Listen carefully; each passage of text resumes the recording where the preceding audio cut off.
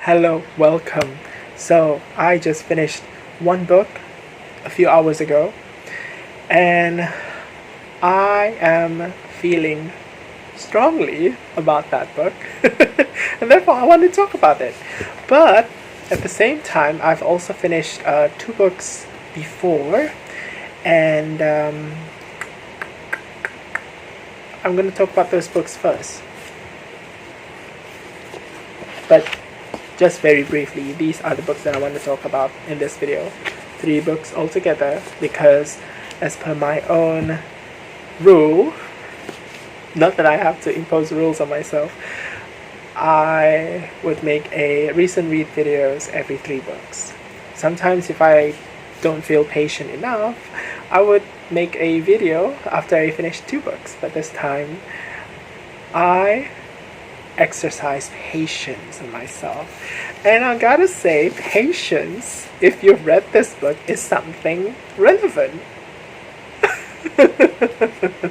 Now, of course, if you have not read this book, you would probably find that to be kind of, what on earth is he talking about, right? But anyway, this is Artful by Alice Smith, and it was something that I read for Framed in September, which was a reading event centering on books about art. And I thought this book was such an apt book for that event. And at the same time, it was Alice Smith. I've not read, have I? I don't think I've read any Alice Smith this year. And I don't think I want to read her books like really quickly, because otherwise I would run out of Alice Smith books to read, and then I would be like really sad because I really like her stuff. But anyway, I read Artful, and I absolutely adored this book. This is it's like a combination of fiction and non-fiction. So the non-fiction aspect of this book is like, it is a collection or a series of 4 different lectures that the author has given in real life at universities, I think. And the lectures are about art. So this book is roughly divided, it's not roughly, this book is divided into 4 different sections. So each of those sections deal with different aspects of art. So the first section is about on time, which is about how art deals with the how art deals with time, or the or the temporal characteristics of art. The second one is on form, which is about the form of the art itself. The third one is about on edge, which per my interpretation is about the interface between art and also the enjoyer of the art, and how that interface, the nature of that interface, influences how people how the person who views the art is affected by that art. And the last one is entitled On Offer and On Reflection, which goes a bit deeper into that interaction aspect of or relationship between the enjoyer of the art and the artwork itself. Like what does one see in art, and what can art offer? That kind of really general question. But the way that this book explores those aspects, again, because it's Alice Smith. I'm a big fan. So it is written quite nicely. But the part that I enjoyed the most about this book is the fiction part of it. So we have all of these 4 sections of something like a treatise on art, but at the same time there is a thread of plot going through all of the sections. So that plot is a fairly loose plot that involves a particular character. And this character is grieving the loss of their deceased partner. And one day, this deceased lover just suddenly materializes in front of them, albeit in a rather incomplete way. And this grieving character is trying to deal with how to process the fact that they're missing this lover, that they're longing to be with this lover again, the fact that the lover is no longer there, and basically this character is going through the notes, the lecture notes that this deceased lover has prepared, and these are the lecture notes that are the so-called the non-fiction parts of this novel, which means that the notes in the universe of this book, in the universe of the story, were written by that deceased lover. And by going through those lecture notes, this grieving character is in their way to on processing how to deal with the fact that their lover is no longer there. And I thought that part was written in a way that was so Alice Smith-like. What I really like about her writing, aside from the fact that she tends to play with words and language and free association, which I thought sometimes can be kind of dumb but really fun, is that, and also smart, but yeah, sometimes it can be silly. The other thing I like about her writing is that I find that she writes grief, longing, love, romance, memory, all of these things really well. As in, she doesn't go into a very melodramatic territory, but at the same time she's able to really expose those parts in ways that make the character feel naked, and therefore you can also feel that nakedness, and you can experience the extent of the longing that a character has on someone that they're missing and someone that they loved. And I noticed that this was something that was also present in books like Hotel World and also How to Be Both. Both of those books were also my big favorite Alice Smith books. And as is usual with her other books, she also included a lot of references in here. Whether those references are something kind of obscure or really academic, or very much something mainstream, or in pop culture. And this is pretty much in line with with what she usually does in other books as well, and I thought that was really, really enjoyable to read. And something that I appreciate about this aspect is that I gotta say, I gotta be honest, I don't understand all of the references that were thrown in, not only in this book but also other Alice Smith books. But the great thing about that is, in spite of that, it did not detract from my enjoyment. I was still able to enjoy her writing. I was still able to enjoy her stories, even though I don't understand every single references. Instead, what her books usually does is that it makes me feel more curious about those things that I didn't understand, that I did not get, and I would end up, exploring those things and maybe feel a little bit smarter about myself. But you know how like certain books, when they include certain references that are so obscure that you just you don't know about, and you just feel stupid, and it suddenly just feels like really exclusive and opaque, right? And you feel shut off. This is not the case. Like, her writing is not like that. But the aspect that I would say kind of make me feel stupid is the fact that, the sheer number of references that she put, which kind of makes me think that, oh my gosh, she probably has, like, the writer is probably, like, really well read. Which I'm sure she is, like, And I'm like thinking, oh my gosh, I can never reach that level of, well-readness. But anyway, this was awesome. And I might even say, if you are interested in getting into her works, maybe you can try with this one first, right? This is just really interesting and also very emotional and sad and romantic.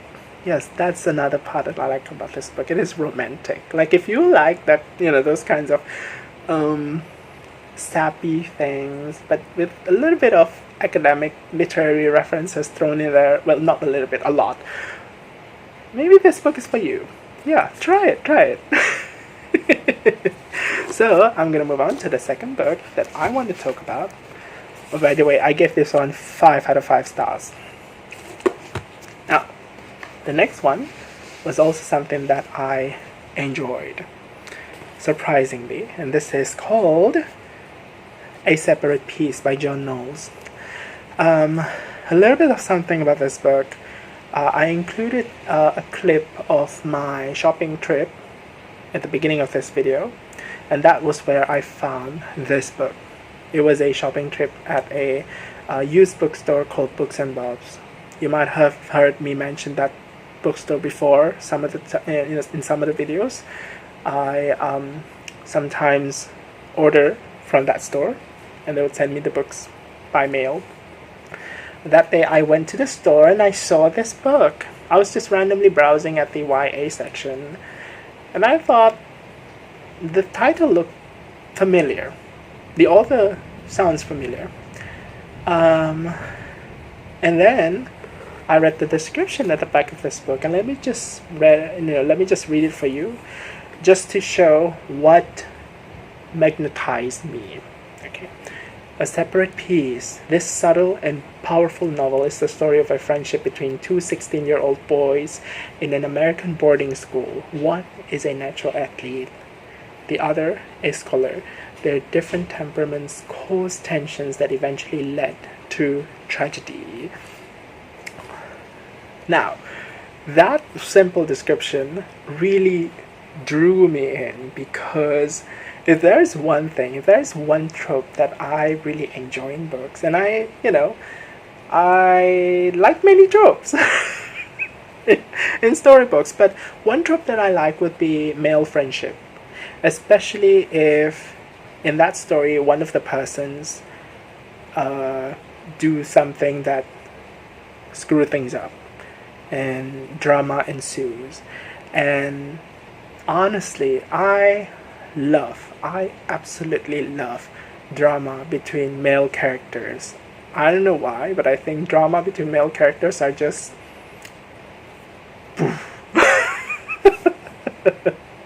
and that is certainly something that I found in this book. Now, another thing that was surprising was that this book was beyond drama. So the description says it is a story about 16-year-old boys in an American boarding school. And the novel is set sometime in the early 1940s in the US. And at that time, World War II was going on. And the fact that World War II was in the background of this book is definitely something, I would say, really salient to this book. So in here we have two teenage characters. One is, the aforementioned natural athlete. His name is Phineas, and another one is a scholar. His name is Gene. So the protagonist and the narrator of this book is the scholarly student, the bookish one, Gene. he is best friends with this athletic boy, and he really admires him. He really respects him, but at the same time, there was something a little bit darker lurking inside his heart, something that is akin to some kind of insecurity, jealousy, right?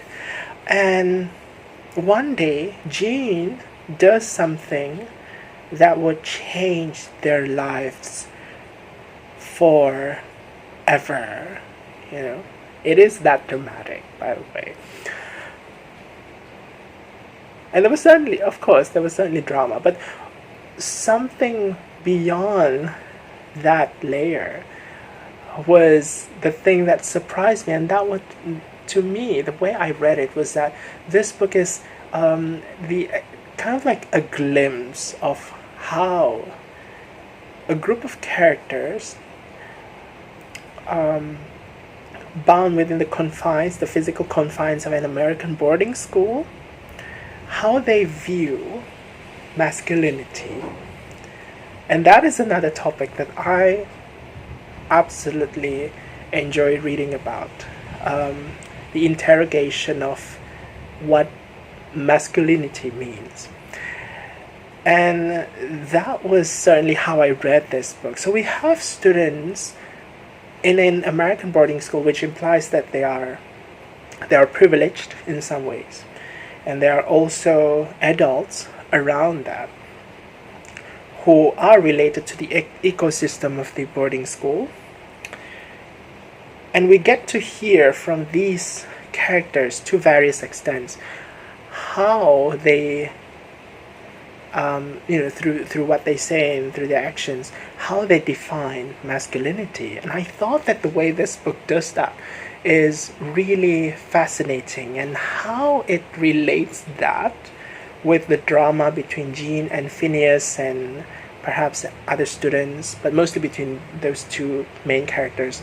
I find it to be very well written. Now, of course, the fact that this book is set against the backdrop of World War II in the background, and World War II isn't exactly happening at the US, like maybe a little bit, but for the most part, World War II is described as something that is happening in a distant continent. So it's a bit like just a faint sound in the background. But this certainly colors or informs us on how the characters in here approach masculinity, and I thought that was really fascinating. Oh. So yeah, that was the aspect of the book that really surprised me, and the way that the entire book is written. It is tender, but at the same time it is captivating. The language used, I would say, is evocative, descriptive. A lot of much of the writing also touches upon aspects of nature, which I thought is an interesting layer, considering the fact that for the most part this book is about school kids being hormonal, hot-headed teenage boys. So yeah, that was another aspect that I thought was kind of interesting. But anyway, let me know what you think about this book. Apparently I've read through reviews, and a lot of people say that they didn't like this book because they were forced to read this book when they were in school. So this book was like one of the assigned readings. I honestly think that it would be kind of weird for teenagers to read this book and to be able to really feel it.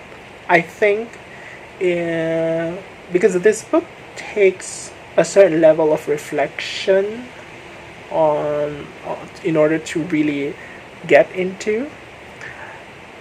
I feel like it is better suited for adult readers. Now, of course, everyone can read it, but I feel like there is a certain amount of uh, the, the, the ability to reflect,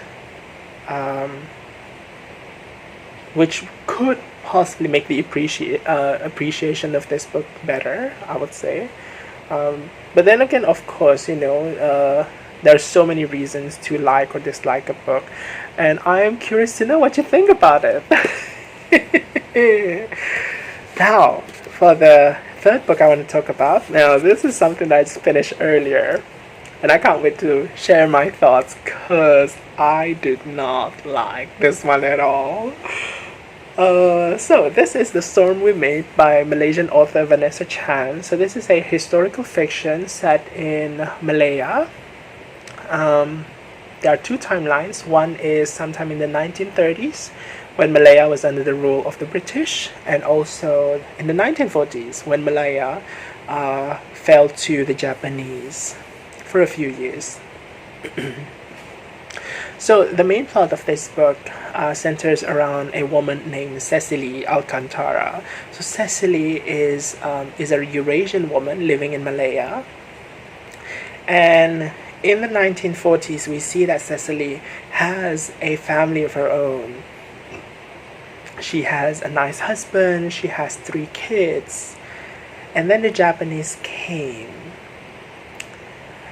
And related to the arrival of the Japanese to Malaya, Cecily is revealed to have a secret, and that is she used to be a spy for the Japanese, because apparently she was disillusioned by the colonial rule of the British, that she hopes the Japanese arrival would be able to liberate them from their British colonizers, and therefore help them regain their own country through the help of another Asian force. Now, obviously, we who live in the present know what happened at the time, but that was also the thought that was shared by many other people during that period also.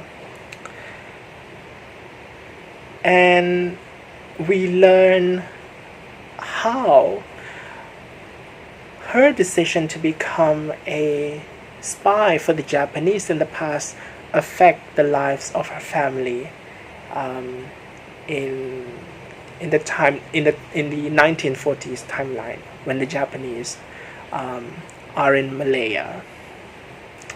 So I think that the premise is really interesting, and it certainly is something that can be written as some kind of family epic. Why? Because this book is written, it is narrated through a third-person omniscient narrator, but each of the chapters focus on different characters, and therefore it is interesting in a way that the narrative is layered through the experience of different characters. So we have aspects of the narrative focusing on Cecily herself and how she deals with the fallout of the Japanese brutality and invasion. But we also have chapters that focus on Cecily's 3 kids. So we have Abel, who is the son. The son ends up being captured by the Japanese and forced to work at the labor camp. We have another, the oldest daughter named Giuseppe, who ends up doing something. Honestly, yeah, her particular storyline isn't exactly very well defined, but she ends up meeting a few of the plot points involve her end up meeting a Japanese man and having some kind of moral conflict with him. But yeah, let's just leave it at that without giving up too much. And the third child is the youngest daughter of Cecily, Jasmine, who ends up being taken somewhere. But her storyline doesn't really involve her doing much things, but involves more of things being done to her. Now, what I think about the entire book is that I thought that the writing style just didn't fit with the kind of story that it intends to deliver. I can see that this book really wants to describe how brutal the Japanese invasion was in Malaya, and I thought that was really obvious. That was certainly one of the goals of this book, to really capture the sense of brutality, the cruelty that people of Malaya were experiencing at that time, and we could certainly see that aspect in the storylines involving Abel, who was in the labor camp. That is where it is most obvious, but you can also see it in other places. But at the same time, there are also parts of this book that aren't focusing much on the brutality, but more on the internal moral conflicts. But the problem is that the tone that is used for all of these chapters involving different characters are very similar to each other. Even which in a way kind of makes sense, because the narrator is like, we can regard the narrator as like one single entity, a third person, omniscient somewhere, narrating the story. Yeah, so maybe that entity is narrating this book in a consistent tone. Everyone just has the story narrated in the same way. But what it does is that narration just doesn't really work with different levels of experience that this book is trying to show. And commenting on how the narration is being done, the narration is quite simplistic. It is very pacey. The pace is really fast. Basically, events go by really quickly. You get from one dramatic event to another dramatic event. And the narration also tries to explain so much to you. It tries to explain so much of what the characters are feeling. It is giving so much details that as readers, you don't feel like you're given room to interpret things on your own. You're not given room to interpret how such and such characters are possibly feeling when faced with certain situations. Everything is being given. When they're sad, it is described as they are described as sad or happy or shocked or whatever. Everything is being described, and very clearly what all of the characters are feeling, and it just doesn't really feel like the narration believes in the reader's ability to interpret things. And so it doesn't feel engaging.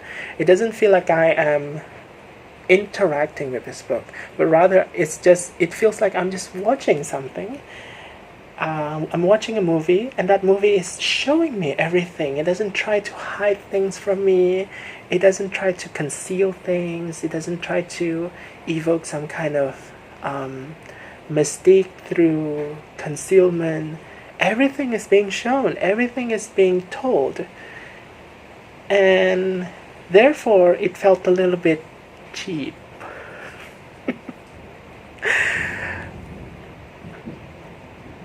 Now, because there are so many different kinds of experience being told in this book, you have the moral conflicts of the mom, you have the brutality experienced by the son, and then you have, the stuff experienced by the daughters. And you have similar levels of narration and tone employed for all of those things. It just doesn't match the intensity that those experiences would require. Basically, the brutality that was supposed to be shown through the story of the son is kind of toned down. Like, yes, you see mutilation, you see people being killed, you see violence everywhere, you see people being dehumanized through various ways in a labor camp. But it just doesn't feel visceral, it doesn't feel strong, it doesn't feel repulsive. I read it and it felt like I was reading something that was just plainly described to me, yet, yes, things are cruel, things are bad, people die. That's it. And I didn't feel anything. And that kind of tone is also used to describe the mom's moral conflict related to her being a spy. And there was also another thing that relate to her being spy. It has something to do with it has a certain sexual and romantic element to that storyline as well.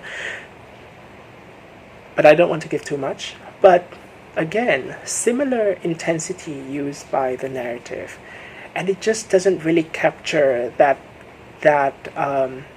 messiness of the mind. It doesn't really capture the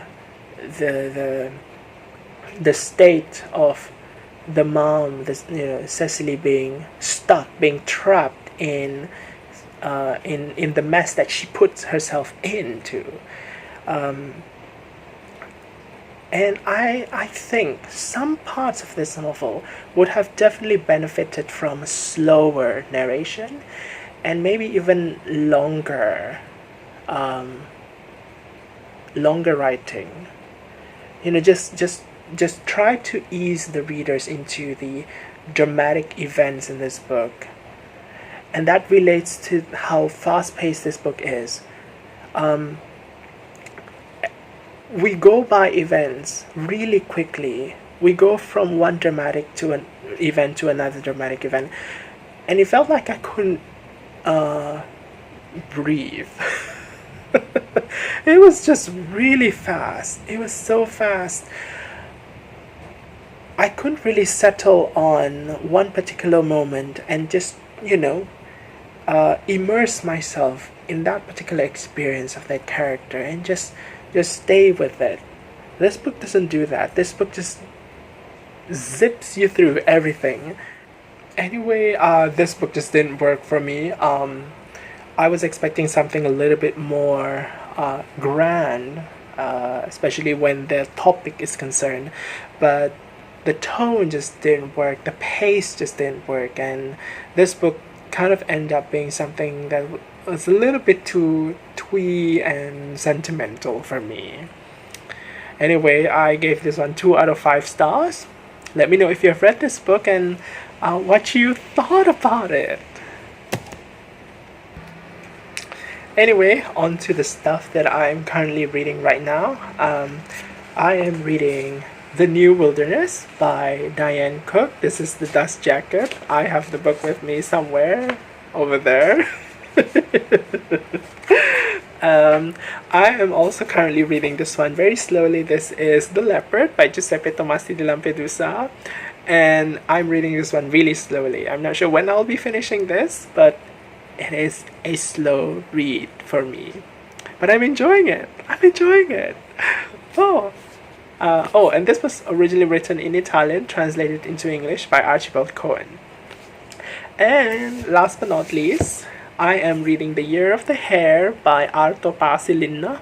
This is originally written in Finnish, translated into English by Herbert Lomas, if I'm not mistaken. And originally I thought that this book was going to be like kind of, whimsical and cozy. It didn't feel whimsical. Or rather, it doesn't feel whimsical right now at the moment where I've reached. I think I'm 40% into this book. But it does have a particularly peculiar kind of humor, which I find interesting. So, excited to finish this one. Excited to be talking about it later. Anyway, those are all of the books that I've read and am reading. Let me know what you're currently reading right now. Let me know if you have read any of those books. And what you think about those. Have you read the books that I'm currently reading right now? Do you know what I should expect from these books? But yeah, anything you want to say, comment down below, and I'll see you in a different video. Bye.